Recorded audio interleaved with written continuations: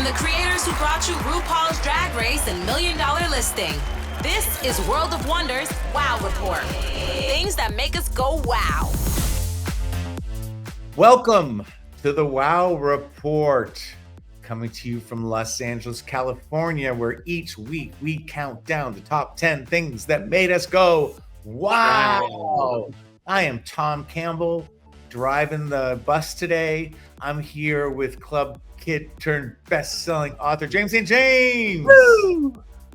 And Blake Jacobs, our fabulous millennial producer. And we've been on the air so long that millennial used to sound young when we first now they're beyond middle-aged. All right, let's start off our countdown at number 10. Number 10. I think James did too, My Mom Jayne. Mariska Hargitay, who's been on SUV, CSI, whatever, and CIS. There you go, Law and Order, for 20 odd years, huge star, is the daughter of Jayne Mansfield. Jayne Mansfield has not always fared well in history, right? She's kind of the poor man's Marilyn Monroe. She had a tragic ending. She became a bit of a drinker and a bit of a publicity hound her whole life, but toward the end. There was a documentary a while back about the original Bobby Kennedy by his daughter. And there's something so powerful about when children take on the subject of their parents. Well, but it can go either way, because sometimes it turns into hagiography or something but other times you get access into stories and in feelings that you might not have otherwise. And this is an example of that. All of that. And because Jayne Mansfield was this big, bosomy, fake voice woman that didn't really make sense, she was kind of, Mariska tried to do her best to sort of push her away and to put her in a box, literally. And the ending was tragic. She and her brothers, Zoltan and Mickey Jr., were in the car crash that killed their mother. But she was. It should be mentioned too that part of the legend of Jayne Mansfield is the way that she died, and for many years it was that she was decapitated in the car, and her head flew into the laps of her children, and all this sort of legend that probably isn't true, and that she was working with Anton LaVey, and this was a satanic thing that happened. Lucifer was calling her home, and all these stories about Jayne Mansfield, and so didn't really respect her as a person, right? That she became like camp in a way that now I feel kind of guilty that I used to laugh at. There used to be a bumper sticker, forgive me for saying this out loud, where it says, "I break for Jayne Mansfield's head." We thought that was funny in the 80s. And, but she was a camp version of Marilyn, who was already sort of camp herself. Right. So it was like a Xerox of a Xerox of a Xerox. But she was, in the leopard, and she had the pink heart-shaped house, the pink bedroom. She married Mickey Hargitay, who was like my first real knowledge of Jayne Mansfield was the TV movie starring Lonnie Anderson and Arnold Schwarzenegger as Jayne. We have to rewatch that, because that will talk about your camp classic. But you're right in saying that Mariska, her whole life, wanted to establish herself on her own as a serious actress, and never really would never give in to people wanting to know about Jayne. And this is her coming back and reclaiming her mother. At the time of this documentary, her father has passed away. Her mother obviously is gone. And so she's trying to piece together the past.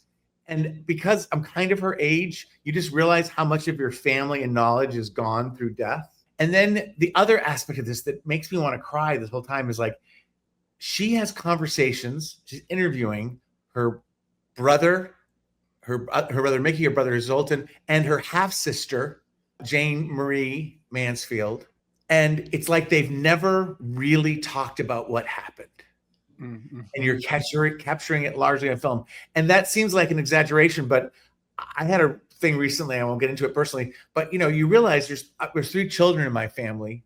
We didn't go through the same kind of incredible drama that they did with Jayne Mansfield, but we all have different versions of what happened. Yeah, Rashomon. And they can all be accurate emotionally too. If it feels like Zoltan, who's the youngest one, who remembers, he's just balls in this interview. It just feels like it's such a raw emotion.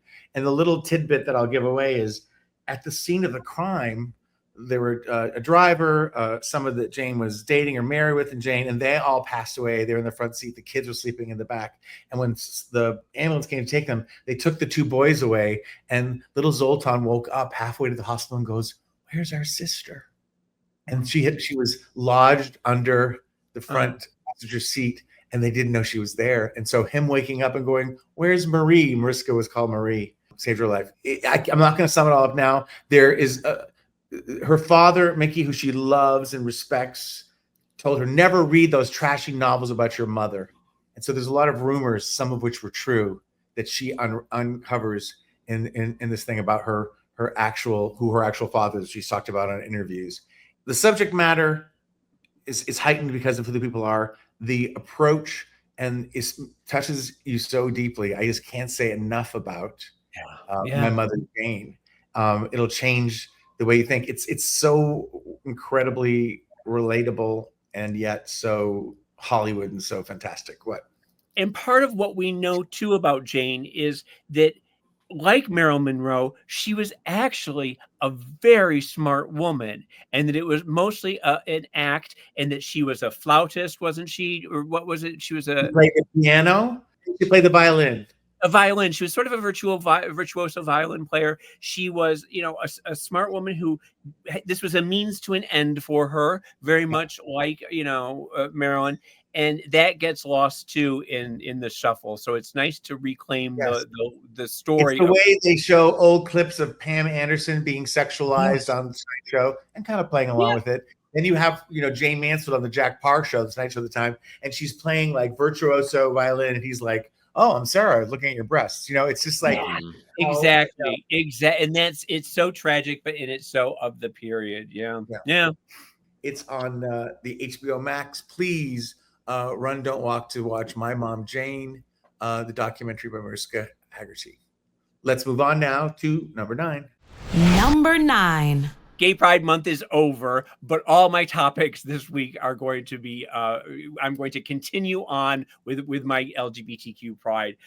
There's a documentary on HBO that I want everybody to check out. It's called Enigma, about 2 very different trans icons from the 60s and 70s. One of them is April Ashley, a British superstar, who is very, very proper. And she's sort of looks like a cross between Brooke Astor, Margaret Thatcher, and the Queen of England.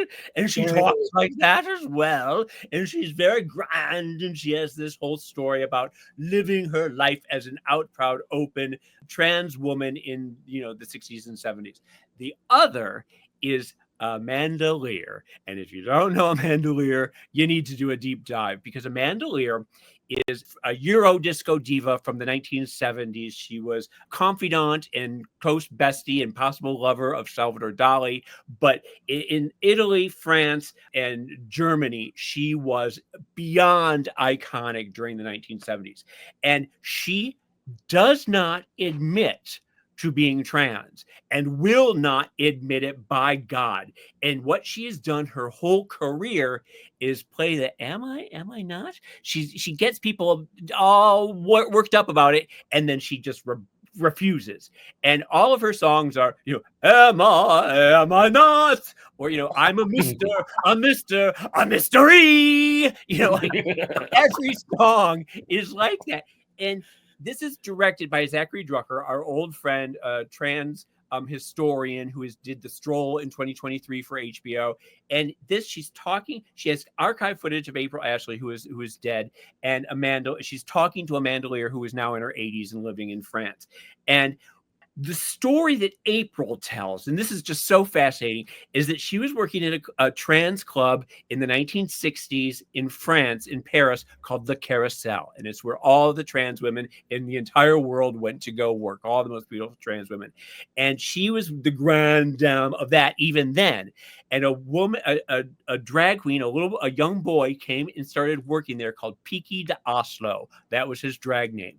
And she took Piki de Oslo under her arm, under her wing, and they moved in together, and she mentored Piki de Oslo, and Piki de Oslo rose through the ranks to become one of the biggest people at this club, Le Carousel. And then Piki de Oslo left ghosted them all, changed her name to Amanda Lear, and never spoke of it again. Okay, so they ask Amanda, Zachary is asking Amanda about Peaky to Oslo. And Amanda's like, I don't know who you're talking about. I've never heard of Peaky to Oslo. Who is this Peaky to Oslo person? And she says, well, April Ashley says that you were her roommate. And she has photo after photo after photo. And Amanda says, this April Ashley woman is a nut. She must be a drunk. She talks about me all the time. I've never met her. I don't even know who she is. Who is this April Ashley? And they say, well, here's pictures of you and April. That is not me. That is not me. What are you talking about? That is not, I don't know who that is. I've never seen this Peaky to Oslo. What? And it is so infuriating to watch, because if there's ever been a time, Amanda is in her 80s now, it would not matter to anyone, but she will not give an inch. And yet every time she does this, she'll say, I've never met her before, and then she'll look at the camera and sort of smile and smirk. like, you and I know that I'm just fucking with you right now. And it is such an interesting dichotomy to see the way these two different women navigated being trans at a time. And you understand that being trans in the 70s, it would have been, she could, because April's career was ruined when it came out in the newspapers and she was never able to get, and Amanda, by keeping the mystery, was always able to have a career and be a star. And you also understand almost assimilation in a way. Yes. And that being mentored by Salvador Dali in that Dali Warholian aspect of, you've got to keep the mystery going. You've got to keep pulling that string, and you never give an inch.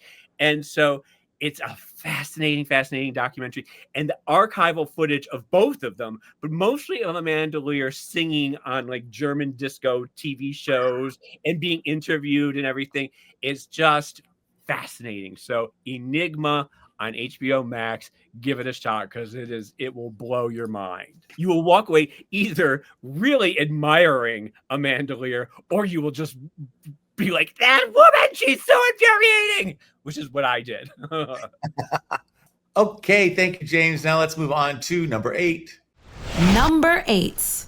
Well, it's really me, but what does Maxine Waters say? I'm gonna relinquish my time. My time. Yeah. To James. We haven't been together for a while, so a lot of stories have fallen through the cracks. This is something that happened about 2 weeks ago, but I need to talk about it because word came out from on high that Anna Wintour is leaving her post at Vogue, stepping down from the editor-in-chief position, and the fashion world was breathless with the news. I mean, it just sent shockwaves through the fashion community, and we all sort of thought that Anna would ride that bull until she died, that she would never give up the reins of Vogue. And who could possibly fill those Louboutins? Who on earth can step in now and do the thing? And there's been a lot of speculation. One of the people was Amy Astley from Architectural Digest was going to step in. Another was a guy named Mark Guiducci, who is the creative editor-director at Vogue, who does digital video, audio, and social media. He's also very good-looking, which goes a long way with fashion people. I'm just saying. Thanks for recognizing that. Thank you. Yes. Another person that was mentioned, and this is sort of a long shot, but think about it, was Marc Jacobs. And you would think, like, why would Mark give up his fashion empire? But nobody knows fashion more than Mark, and he is the only person in Vogue's history to do a guest issue. And he came in and did a spectacular job, and the numbers were way, way, way up. So that was sort of people thought that maybe he was going to come in and do it. Anyway, someone also said RuPaul and Michelle Visage could do it. Maybe then we would have a T.S. Madison cover, and how fabulous would that be? But then it has been revealed that no one will succeed her, that she has put her fist down, and she has said that the new person in charge will be called the head of editorial content and not editor-in-chief. She is making sure that position is never again at Vogue. So she is the only person to be called editor-in-chief of Vogue. So she's sort of pulling up the ladder behind her and making sure that she has her place in history and that the next person will never reach the heights that she reached. So that sounds so weird. Does that person have less responsibilities, or is it just wordplay? I think it's wordplay, because she has gone on to be, now she is the international creative director of all of Vogue's everywhere. So she sort of has more power because she oversees the entire umbrella now, but she's making sure that whoever does the Vogue does not get to be a Miranda Priestley. I think these power hungry people, leaders, need to get some hobbies. So they can like bow out at some point. Not because they're not that, she's vital, little fabulous woman, but like, calm down about it. No one needs to roll forever. Yeah. The queen is dead. Long live the not queen. So that's what's happening in the fashion world. And do we know who that person is? No, we don't. But I do think that it's either going to be the good. Oh, there was someone else mentioned, but I can't remember their name. And is there a conclave? Will there be white smoke, black smoke? How will we find out? I have a feeling she has final say. All right. Well, something for us to talk about in the future, yes? Yeah. All right. We're going to take a little break. And when we come back, we'll continue the countdown. Blake, you have anything to plug? I do. Big week for Drag Race. Drag Race Brazil premiered this week on Wow Presents Plus. It's hosted by Drag Queen, and this is the first season of Drag Race Brazil to air in Brazil on Wow Presents Plus. Hot. Yep. I love it. And Greg was in Queens of the Universe for people who are hardcore, winner of Queen of the Universe season 1 for hardcore fans. All right. That and more. We will continue with the countdown right after this message. You're listening to the Wow Report on Radio Andy. You're listening to World of Wonders Wow Report. Things that make us go wow. Welcome back to the Wow Report. It's Tom Campbell, Jane St. James, and Blake Jacobs, and we are in the middle of counting down the top 10 things this week that made us go wow. We have reached, that was a great wows. We have reached number 7. Number 7. I am happy to report that in these dark days of people trying to mess with queer people, with trans people, especially with drag queens, that there is a new show, the first ever Drag King competition, and it's happening on Revry, not Wow Presents Plus, but our competitor. But I'm so glad it's happening, and it's starring, the host of the show is our very good friend, and we're big fans of, Murray Hill. Oh, I love Murray Hill. Oh, good. Oh my God, Murray Hill is like a Borscht Belt vaudevillian. Yes. So funny, so good. Yes.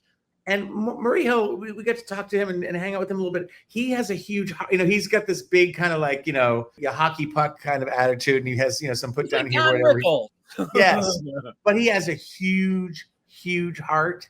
And it's been his mission to build a table and to bring drag kings together and to put them on the map in a way they haven't been. Now, clearly, drag kings have been around, and the art, and it's very big in Brooklyn. It's big all over the country, all over the world. And it is its own unique art form. Sometimes people say, and people probably criticize this, but why aren't there drag queens on RuPaul's Drag Race? And there could be, but it's kind of a drag queens, and what they represent and what they're parroting is the opposite of drag kings.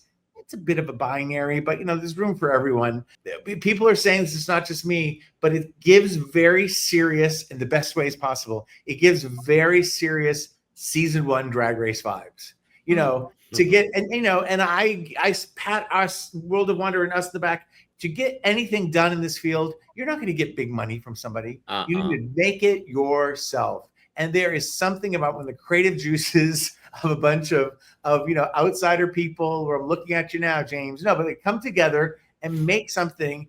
There is such great joy happening on camera. They're incredible contestants. Murray is calling in all of his friends and favors. The guest judges were Bridget Everett and a bunch of people from Somebody Somewhere. Somebody Somewhere on HBO. Yes, I'm high on Twix. Paul Feig, the director, was in the judging panel. The fabulous Sasha Velour is kind of the head panelist, and she's severe and dear and queer and fabulous. And I think the first show they shot in one day. They showed up in one outfit. They did a mini challenge over that outfit. They did a maxi challenge over that outfit. And you know what? It's fabulous because it's content. And the show is great, but like Drag Race, it's the interviews, the personalities, and the stories that resonate so well. So it's like, we remind ourselves that on Drag Race sometimes. It's like, oh, is the drag up to it? The drag is fabulous. It's such an incredible thing to watch, and fashion people doing all that.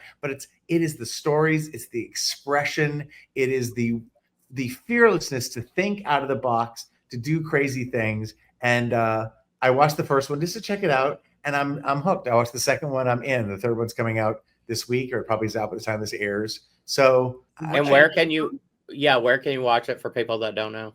You got to Google it. It's Revry. I think I watch it for free on Philo. These are things I don't even know. I just punch in, how can I watch King of Drag Murray Hill?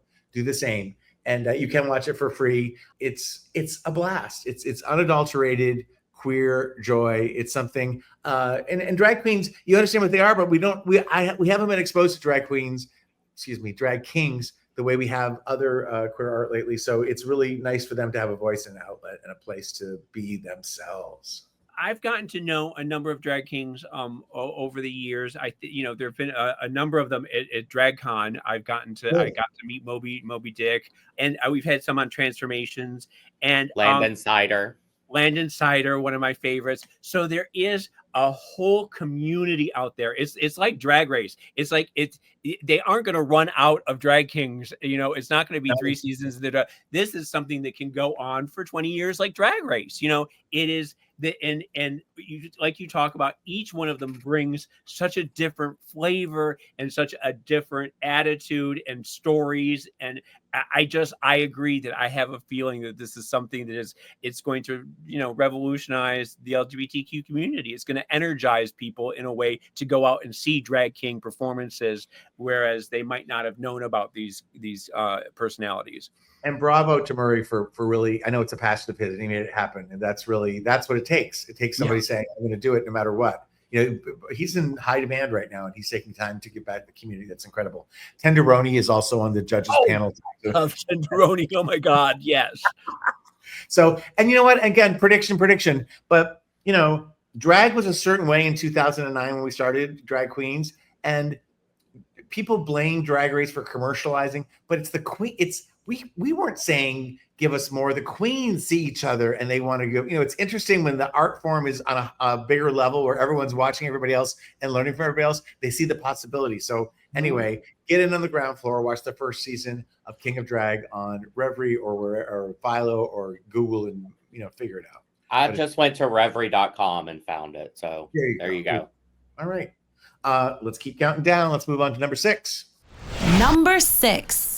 A documentary on Netflix that I watched that at first glance seems like it's going to be a downer, but it is so inspiring and so uplifting. It's tens across the board. It's called I'm Your Venus, and it's a documentary about the unsolved murder of Paris Burning breakout star Venus Xtravaganza. It happened in the late 80s. This is 30 years later. Her brothers are determined to reopen the cold case of what happened to their sister, Venus. And they meet up with the modern day House of Xtravaganza led by Mother Giselle. And they all get together and take it to lawyers who will go to the police and get everything done.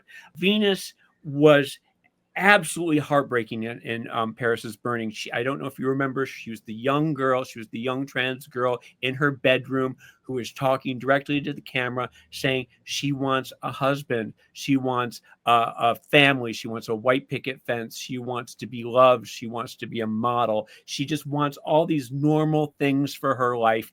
And it's so beautiful. She says it so beautifully. And then later she's sort of finger snappy and she's out on the piers and everything like that. So you see both sides for her. And then at the very end of the documentary, there's a card coming up saying that Venus was murdered in a hotel room in Times Square, and it is unsolved. And but what you see here in this documentary is you see these three brothers that she had, these Jersey boys. These are Jersey boys from back in the hood, back in back in the day, and they're all older now. They're in their 50s and 60s, but the way they talk about their sister, they never once misgender her. They never give dead name her. They talk about her young, and they say that, we didn't do the right thing probably at the time for her because we didn't understand, we didn't have the tools, we didn't have the language for it now. And they're saying, we want to help build her legacy. We want to find out what happened to her. We want to make up for maybe not being there for her in the way that she needed us to be there. And that's why she sought out the Xtravaganzas. And the Xtravaganzas at first are, there's a little wary of these straight boys, but then they come to understand how much these boys just loved their sister. And it's very heartbreaking it's heartwarming to see. It's heartbreaking at the same time. And what they do, I'm not going to tell you how it ends if they find anything. They do reopen the cold case and discover some things. But the beauty of it is that doing this, they're trying to get the law changed so that her dead name isn't on her tombstone. And they get that. And it's never been done before to change someone's name after their death, not in the history of law in the United States. And they finally get that, and they're able to change her name. It's so beautiful. And then they go to the National Historical Society and try and get the house landmark that she grew up in and where she shot. And they get that too. And there's this beautiful scene at the end where everybody's singing "I'm Your Venus" from, I like your Venus, and they're all the Xtravaganzas are there, and the boy and the brothers, and they're like, walk, and the boys are all trying to walk, do Vogue. These old men, these old Jersey boys are learning to Vogue, and it's just this beautiful, beautiful moment where they've changed, things. They've helped other trans and drag queens and everything, and it's very uplifting and beautiful, especially when you see the love of both families, the way the Xtravaganzas loved her and the way her birth family did too. So it's a great documentary to watch. I'm Your Venus, Netflix. It's different than My Mom Jayne, but it sounds very similar because it's about siblings coming together and unbearing like secrets and truths and disappointments. The older I get, the more I realize how everyone has a story, but also how many stupid things we've done without any necessarily malice, just how many mistakes and opportunities that are missed. And when you get a chance to go back and mend a fence or two fences, it's just so powerful. Name of the documentary again? I'm Your Venus. I'm Your Venus. And it's on Netflix. Yeah. James, you've convinced me to see 2 documentaries so far. Let's keep going. We've reached number 5. Number 5. I have that AMC movie pass, which I have to recommend to you. If you go see at least one movie a month, you should get it because it's like $25. I'm a member too. It pays for itself. Yeah. Yeah, it literally pays for itself. And every once in a while on your theater, it'll show like a screen unseen. So you don't know what movie you're seeing. Oh. And so Steven, my bestie, and I, we both have the pass. So we've been doing that. And we went on this Monday to the Americana and saw a new movie. It's called Oh Hi. And it's like, O, hi, not Ojai, like the town in California. Okay. It's about this young couple they're very much in love, and they go on their first vacation together, and they rent this house, and they open the owner's closet. And I'm not telling you anything that's not in the trailer, so no spoilers.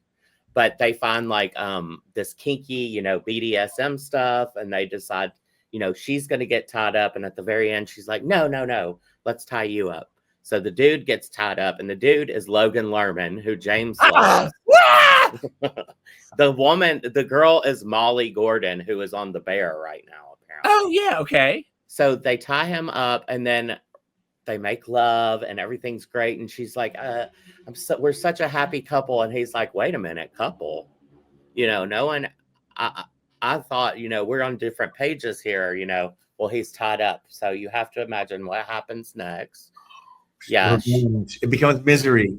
sort of. And then she calls a couple of friends to come, and it turns into this weird movie. But I would definitely see it again just because Logan Lerman's in it for like at least half of the movie with the shirt off. So, yeah.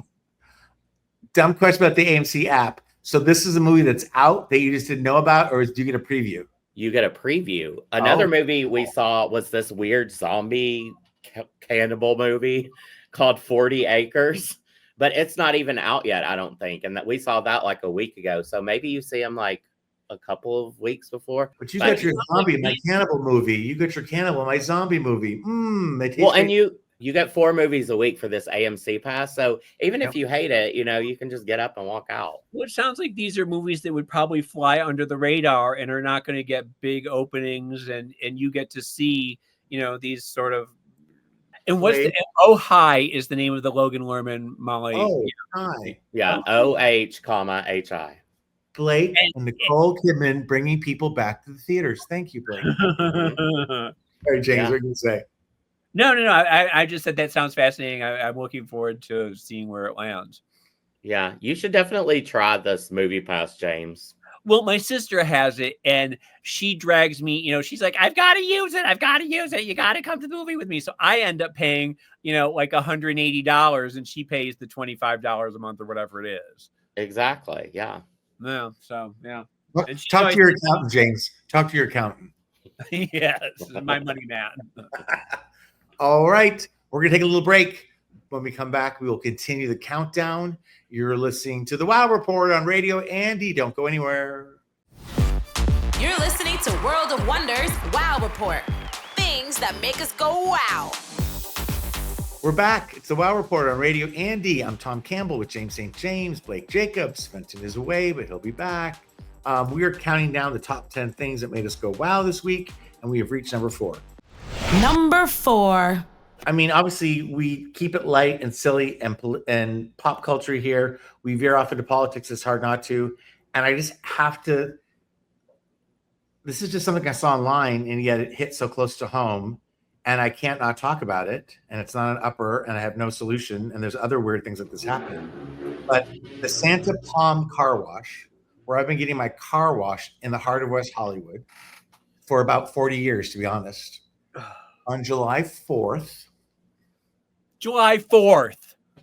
At 11 a.m., ICE agents descended upon this place, which is filled with beautiful, mature men, mostly hustling to clean your car, bent over on their knees, polishing, vacuuming, cleaning, always so polite, always so present. And there are faces and people that I recognize from 30, 40 years. They're part of the neighborhood. They're part of what we do. They're incredibly responsible. Well, the ICE show up with their intimidation, with their guns, and someone caught it on tape. It's so raw, frightening, heartbreaking. There's someone holding their camera going, get out of here, you CUNT, get out of here. You see the agents, and I swear to this, the whole crazy thing about ICE agents is, who the hell are they? Yeah, you can't see the agents. What are they wearing? One guy's got like a pink Izod and like khakis. Another, there's like a woman in Skechers, and they have bulletproof vests and ice and masks. And it's like, who are they? What are they doing? And 2 years ago, the idea masks were the devil. Libtards wearing their masks. We'll never wear them. You can't get us to wear a mask. And now they wear masks, and they don't have IDs, and they won't tell you who they are. And could they? You can't tell whether they're ICE agents or kidnappers, or people. We can say we're ICE agents and go out and do it. It's horrible. I could say that I'm an ICE agent and go out and grab them. Terrorism is what it is. And the tape is heartbreaking. And supposedly they took 4 people away. I've heard since on the news that one of them was a grandfather of 5 who's worked there for 30 years, who they claimed had some past possession charge. Oh my God, if possession puts you locked away, we're all fucked. Yeah.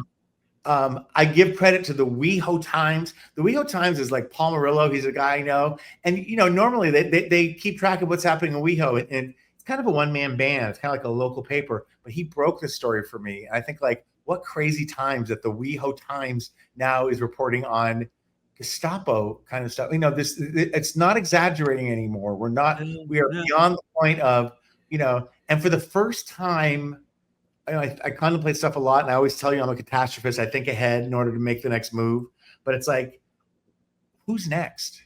Yeah. Well, literally, first they came for the immigrants, and I did nothing. And I don't know if you saw, there was a drag queen from where was it? San Diego, who was taken by the ICE, and she is in custody right now. I do want to just say about the car wash there, and you talk about how you've been going for 30, 40 years, and it is such a special car wash. It is a beautiful experience to go there, because not only are they so wonderful and so nice and so, just helpful, but in that lobby right there where they have the stars who have given their autograph pictures. Yes. You have Anne Margaret, you have Lola Falana, you have Joey Heatherton, you have Joan Collins, you have the Rona Barrett. Rona Barrett. You have like Tattoo, Hervé Villachez. You have Mr. Roar. You have everybody, and you could just sit there for hours waiting for your car, looking at these pictures. It is such a magical place, and for them to experience that. And you're being upbeat, and I'm just going to say that the big beautiful bill has funded ICE more than it funds the FBI, and supposedly it's funded more than the Russia funds its army. And now, I don't know if you saw the drone footage of was it the day before, where ICE agents were moving into MacArthur Park? Did you see that? No, it's more than just this thing with this car. This I'm just talking about my experience on this day. I went from thinking, oh, we're up Schitt's Creek, to like, oh my God, where will this stop? With all this money, with ICE agents who are going to be unregulated, who can go and do whatever they want, and there's lack of due process. There's too much money being spent on ICE for it to stop with immigrants. Literally, they're going to run out of immigrants. Who's next? And then they come for the LGBTQ, and then they come for the trans. They come for the Democrats, but they're going to come for the trans, and they're going to come for the drag queens. And then when that's done, they come for the gays, and then they come for I can't help but think. When I read I always thought I watch my Turner Classic Movies, and then I start to go on Wikipedia runs, as you do, James. And all those directors and actors who fled Germany in the 30s became great American filmmakers in America. But now they're going to have to flee America. We be making our exit plan. I hate to be that dramatic, but it's in the air. Well, but with America being hated everywhere and doors closing on Americans overseas, I mean, right. Who's going to let us in? Who we are. Who's going to save us? Yeah. What? Who's going to save us? What country's going to swoop in and save us? Is there one? Had to talk about it. Don't mean to bring everything down. Unfortunately, there's a great quote by Dan Savage where it's like, during the AIDS crisis, like, we bury people in the morning, we protested in the afternoon, and we danced at night. So I guess we have to do a little bit of everything. All right. On that, let's move on to number 3. Number 3. I'm reading the new biography of Marsha P. Johnson. It's called Joy and Defiance. The Joy and Defiance of Marsha P. Johnson by the author Termaline. And it's really exciting to me that there are these exhaustive biographies of people. Like last year, there was the Candy Darling one that was, it was every day of her life. And this is the same thing, where it's a big, huge book about Marsha P. Johnson. It's the first that's ever come out, an exhaustive biography of her life. And we know about Marsha, but this sort of recontextualizes her and places her in a part of LGBTQ history that makes sense for 21st century readers. Right. For so much of what we know about her, the Stonewall and the activism afterwards and everything like that. This makes sense for people now. Yep. And it talks about her childhood in Elizabeth, New Jersey in the 40s and 50s. And there are so many stories and anecdotal bits about her life. I don't know how to say this properly, but for a young Black trans woman in the 1940s, how much information would there be? But they find so many stories about her being in church and her being in school and finding people who knew her at the time. And apparently she was always a firecracker, and she was always Marsha, and she was always just a wacky, goofy goofball. But she also had that fire in her, and she was filled with rage when she needed to be, but she was also a loving family member, church member. And then she gets to New York, and it's all the stories of her, her pre-Stonewall days, the stories of her at Stonewall, post-Stonewall, when she and Sylvia Rivera started Star Street Transvestite Action Revolutionaries, which was the first drag and trans activist group. And then, of course, it goes on to her death, which is still unsolved. And she was found floating in the East River, and she had been homeless for many, many years. But I remember her at the time. And this is one of those things that I feel, you talk about how with the Venus brothers. I was young, and I would be with like Michael Musto, and he would say, "There's Marsha, let's go talk to her."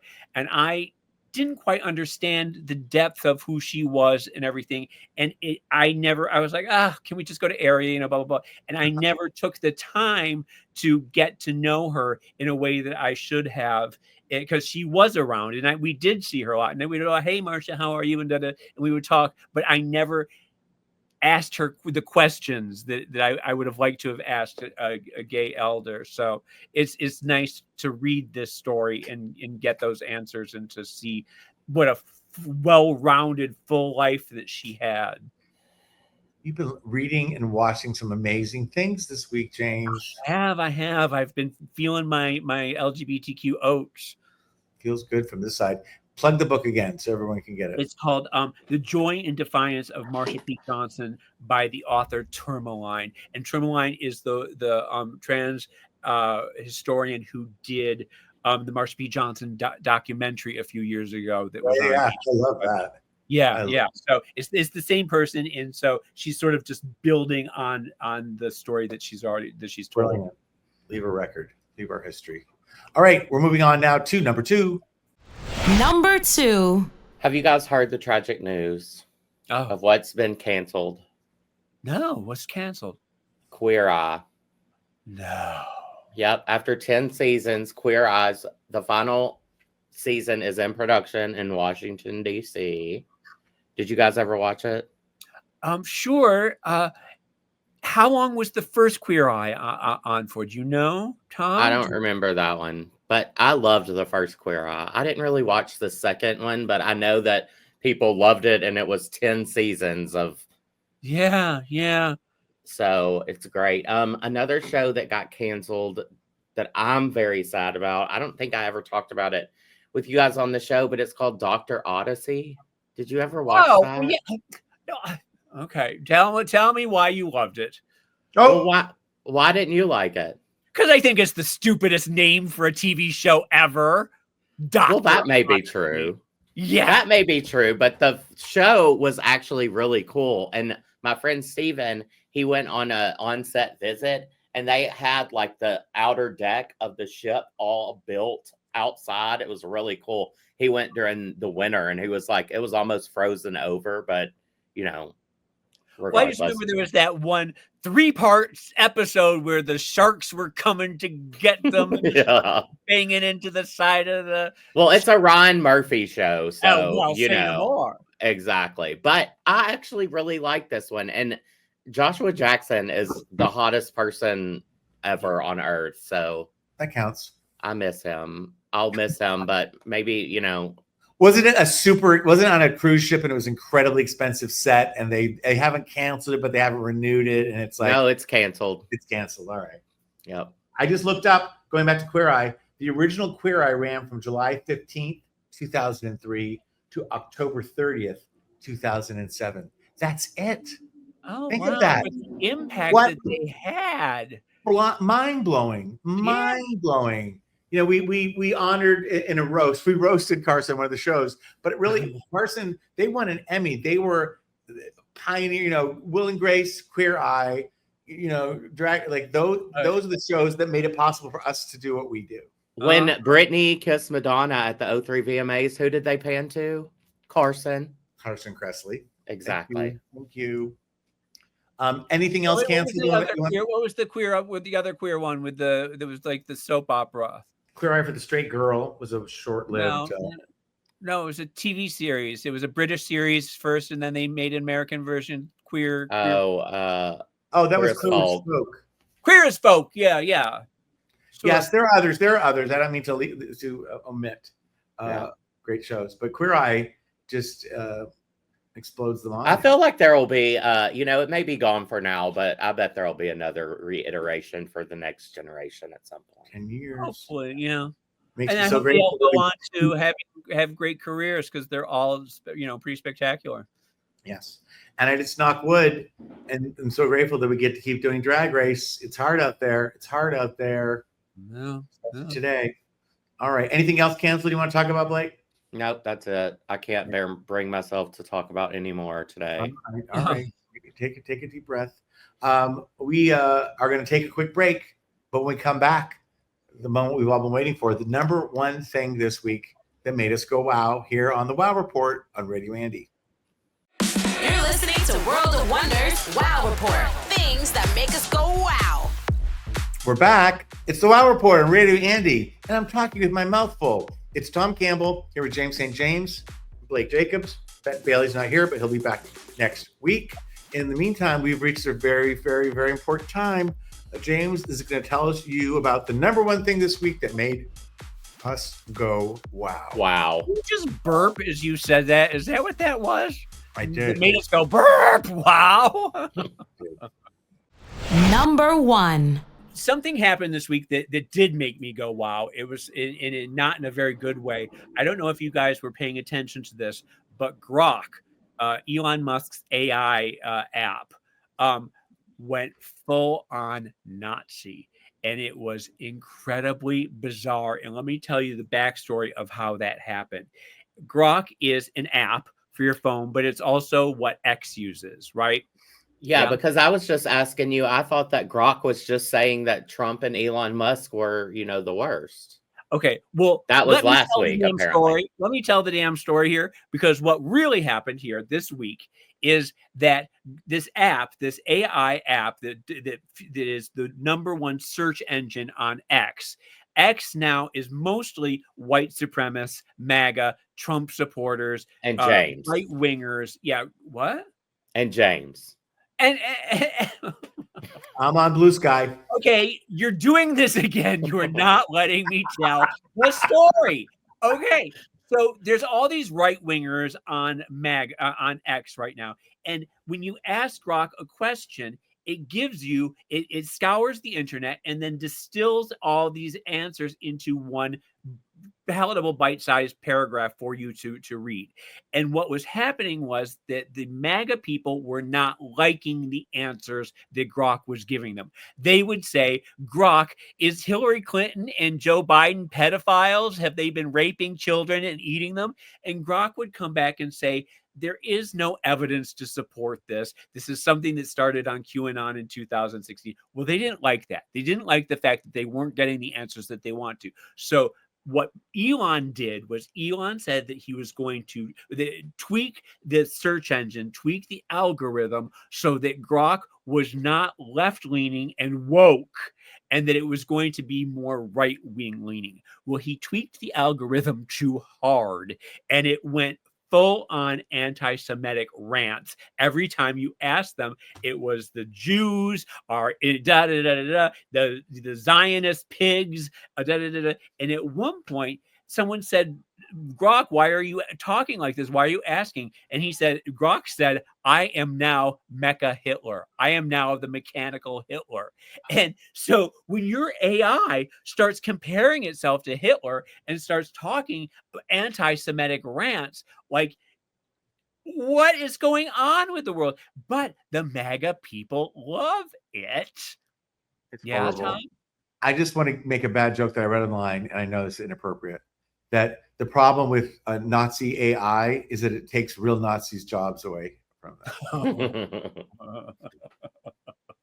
Well, I've always been a little alarmed at how quickly the world accepted AI without really doing their due diligence on what can go wrong. And all we know now, it's becoming apparent that in Elon Musk's hands, Elon Musk, who is from a white supremacist family in South Africa, you just can't get away from that fact. He was doing the Sig Heil at the, I mean, when you have him in charge of knowledge of everyone asking, anytime you ask a question, Elon Musk is out there tweaking the algorithm. Do you remember, James, when the internet was going to bring information to everyone, was going to equalize the world and make Africa and America and of us all on the same level? But now it's like the power is back in the hands of a few again. So So don't go to X for your history. Go to see St. James. No, but that's not the answer here, because not only, you also have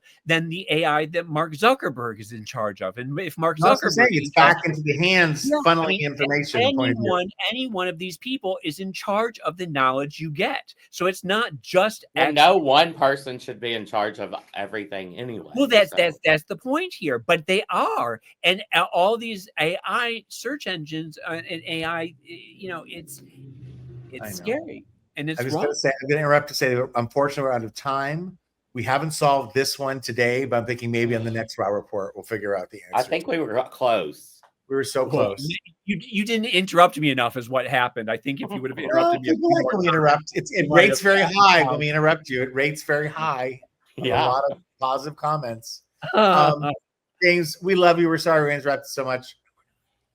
Blake, thanks for interrupting James with me.